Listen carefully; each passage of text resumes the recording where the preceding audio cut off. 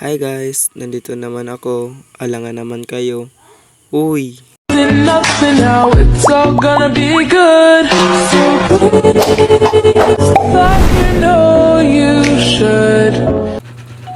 Ayun na nga guys, pagkatapos maligo at mag-toothbrush, magbibihis na ako at direct sa school natin kasi dali-dali to.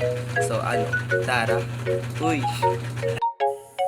Buti na lang guys, hindi pa nakapag-start yung recognition namin kaya gumagala pa ako niyan kasama yung ate ko kasi wala yung mothers ko kasi still nakapagpahinga pala.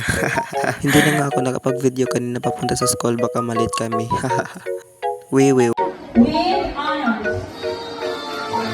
As you can see, tinatawag na nga ako. Wow, sobrang yung sobrang kaba. Hindi mo mapapaliwan. That time, sobrang saya ko kasi pinuntahan talaga ako ng ate ko. Kala ko hindi na siya pupunta sa graduation ko. Mali pala ako, hahaha. Huy, ang OA. Natatawa nga pala ako dyan kasi iniwan ko yung ate ko. Dapat kasi sabay kami. At yun isinabit niya nga sa akin. Ang saya. May papapicture pa yan. O diba? Picture yan. Tama na, baba muna tayo. Baka kasi mapagsabihan na, umalis na kayo! Huy, ang uwi. At yun, natapos na din yung paghihirap. Huy. Guys, as you can see naman, nakita nyo naman, tara.